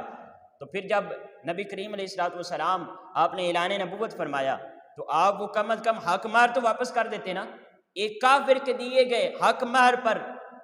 عقد کیسے قائم رہ سکتا ہے اور نکاح کیسے باقی رہ سکتا ہے؟ یا پھر سیدہ خدیجہ الکبریٰ رضی اللہ تعالیٰ عنہ، آپ تو مومنہ تھی نا، آپ نے تو پہلے دن ہی ایمان قبول فرما لیا تھا، اسلام قبول فرما لیا تھا، تو آپ ہی واپس فرما دیتی کہ لیں چچا یہ آپ نے اس وقت حق مہر دیا تھا، اب آپ کے اور ہمارے درمیان ایک ایمان کی دیوار آ چکی ہے، ہمارا اور تمہارا اب رشتہ قائم نہیں رہا، یہ اپنا حق مہر واپس لے لیں۔ لیکن آپ نے بھی واپس نہیں کیا۔ اسی طرح ناظرین کرام، ایک دفعہ حضرت علی کرم اللہ وجہہ الکریم اپنے گھر نماز پڑھ رہے ہیں۔ آپ کو معلوم ہے نا، بچوں میں سب سے پہلے حضرت علی رضی اللہ تعالیٰ عنہ نے اسلام قبول فرمایا، تو آپ اپنے گھر کے اندر نماز پڑھ رہے ہیں اور دوران نماز حضرت ابو طالب علیہ السلام تشریف لے آتے ہیں اور آپ فرماتے ہیں بیٹے کیا آپ نے محمد کے دین کو قبول کر لیا ہے؟ تو حضرت علی رضی اللہ تعالیٰ عنہ عرض کرتے ہیں جی ابا حضور میں نے نبی کریم علیہ السلام کے دین کو قبول کر لیا ہے اور میں نماز پڑھ رہا ہوں۔ تو حضرت ابو طالب علیہ السلام نے پتہ کیا فرمایا؟ آپ نے فرمایا بیٹے اس دین پر پھر ساری زندگی قائم رہنا اور ساری زندگی محمد کی نصرت کرتے رہنا۔ یہی وہ نصیحت اور تربیت تھی کہ حضرت علی کرم اللہ وجہ الکریم حضور کے ہر غزوہ کے اندر نبی کریم علیہ السلام کے ڈھال بنتے نظر آتے ہیں، اور ہر غزوہ کے اندر جو شجاعت اور بہادری کا کردار ہمیں حضرت علی رضی اللہ تعالیٰ عنہ کی شکل میں نظر آتا ہے وہ کسی اور صحابی کی مثال نہیں ہے، کہیں اور مثال نہیں ملتی ہے۔ تو یہ وہی تربیت تھی نا جو حضرت علی رضی اللہ تعالیٰ عنہ کو آپ کی والد گرامی کی طرف سے ملی تھی۔ آپ نے فرمایا نہ صرف اس دین پر قائم رہنا بلکہ پوری زندگی بطور والد میں آپ کو نصیحت کر رہا ہوں کہ اس محمد کی اور محمد کے دین کی خدمت کرتے رہنا اور نصرت کرتے رہنا۔ ناظرین کرام اس سے زیادہ ہمیں اور کیا دلائل چاہیے؟ دیکھیں شیب ابی طالب کو دیکھ لیں، تو جب حضور نبی کریم علیہ السلام کا معاشی بائیکاٹ ہوتا ہے، کفار حضور نبی کریم علیہ السلام سے معاشی بائیکاٹ کر لیتے ہیں، تو حضور نبی کریم علیہ السلام جس گھاٹی کے اندر رہے اس کا نام ہی شیب ابی طالب ہے، حضرت ابو طالب علیہ السلام کے ساتھ منسوب ہو گئے، اور حضرت ابو طالب علیہ السلام پھر اس گھاٹی کے اندر حضور کے ساتھ رہے۔ اگر دیکھیں یہ جو مظالم توڑے جا رہے ہیں، یہ جو ظلم کیے جا رہے ہیں، یہ مومنین پر اسی جرم کی وجہ سے کیے جا رہے ہیں نا کہ انہوں نے اسلام قبول کر لیا اور وہ بتوں کو برا بھلا کہتے ہیں، اور انہوں نے اللہ کی عبادت کا اقرار کر لیا ہے اور وہ نبی کریم علیہ السلام پر ایمان لا چکے ہیں۔ اگر حضرت ابو طالب علیہ السلام نے ایمان قبول نہیں کیا تھا اور آپ اسلام نہیں لائے تھے تو مجھے بتائیں پھر حضرت ابو طالب علیہ السلام حضور نبی کریم علیہ السلام کے ساتھ اس شیب ابی طالب میں کیوں رہے؟ پھر آپ کفار کے ساتھ رہتے جیسے دوسرے کفار تھے، ابو جہل اور ابو لہب وغیرہ، آپ بھی ان کفار کے ساتھ رہتے، لیکن آپ نے ایمان قبول کر رکھا تھا، تو اس لیے حضرت ابو طالب علیہ السلام بھی حضور نبی کریم علیہ السلام کے ساتھ رہے۔ پھر عام الحزن کو لے لیں، ایک بہت پیاری دلیل ہے، جب حضرت ابو طالب علیہ السلام اس دنیا سے تشریف لے جاتے ہیں تو آقا کریم علیہ السلام حضرت ابو طالب علیہ السلام کے جانے کا غم مناتے ہیں، اور غم 1 2 یا 3 دن نہیں منایا بلکہ پورا سال منایا ہے۔ مجھے بتائیں کسی کافر کا بھی غم منایا جا سکتا ہے؟ کوئی مسلمان بھلا کسی کافر کے جانے کا بھی غم مناتا ہے؟ اور وہ تو پھر شارع علیہ السلام ہیں اور شارع علیہ السلام ہیں، وہ کسی کافر کا کیسے غم منا سکتے ہیں؟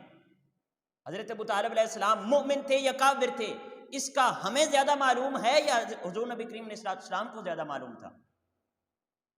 تو آقا کریم علیہ السلام حضرت ابو طالب علیہ السلام کے جانے کے پر نہ صرف غم مناتے ہیں بلکہ اس پورے سال کو عام الحزن کا ٹائٹل دیتے ہیں کہ یہ پورا سال ہی میرے لیے غموں کا سال ہے۔ تو جس کے جانے پر نبی کریم علیہ السلام کی ذات مقدسہ جیسی ذات غم منائے، کیا وہ کافر ہو سکتا ہے؟ پھر آپ دیکھیں حضرت فاطمہ بنت اسد جو کہ آپ کی زوجہ مبارکہ تھی اور حضرت علی کرم اللہ وجہ الکریم کی والدہ محترمہ تھی، آپ مومنہ تھی، آپ ایمان لے آئیں۔ اگر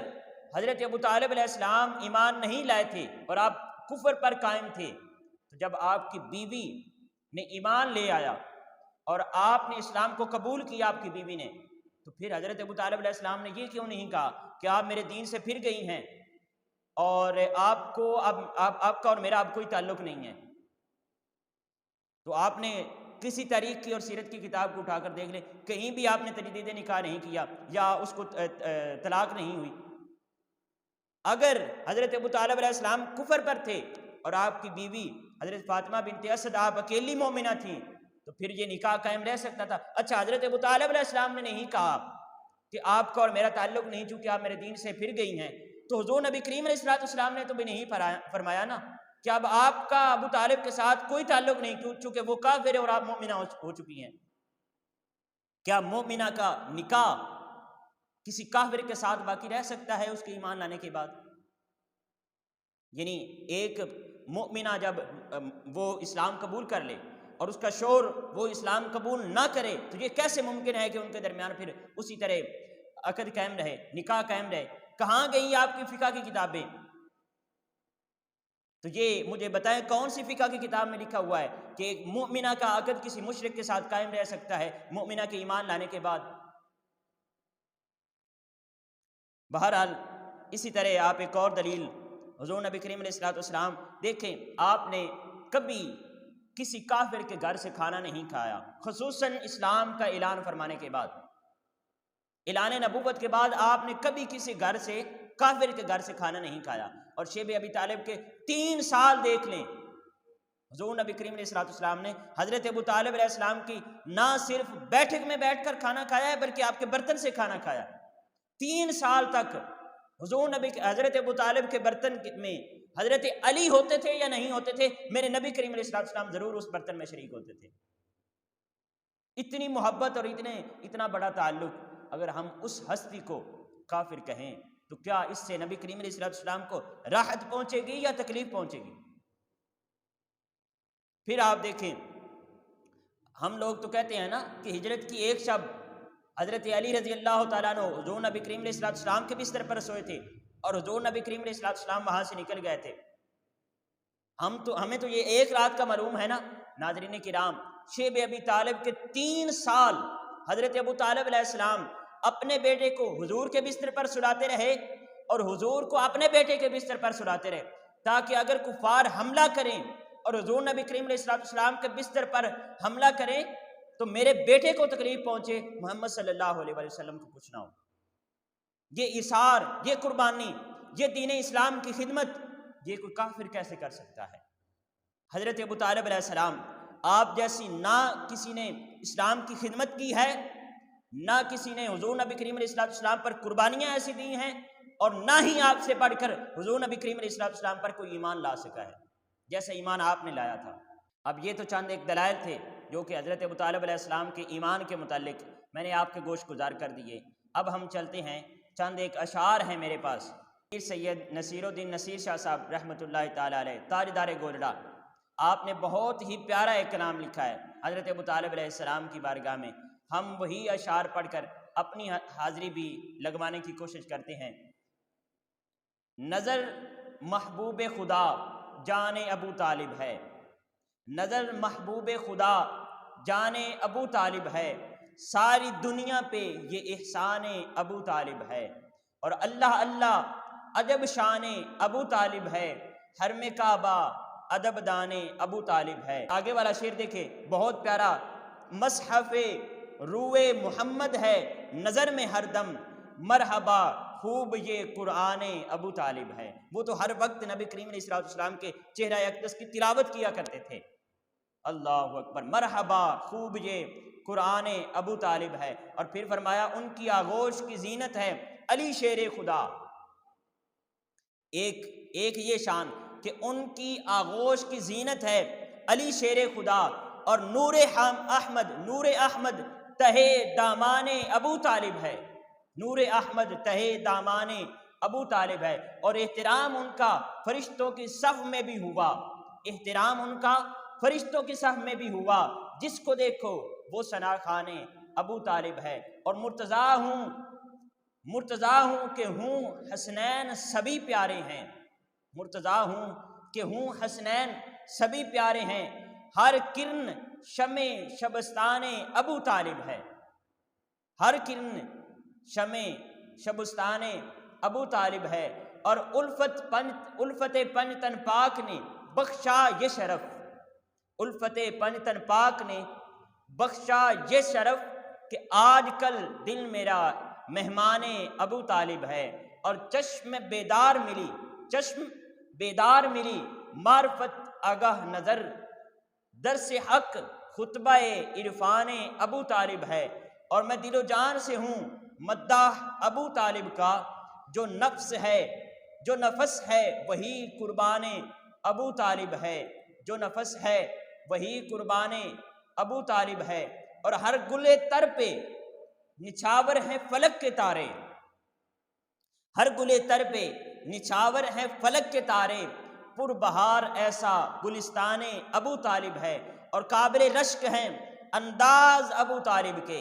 قابل رشک ہیں انداز ابو طالب کے، بیٹے کو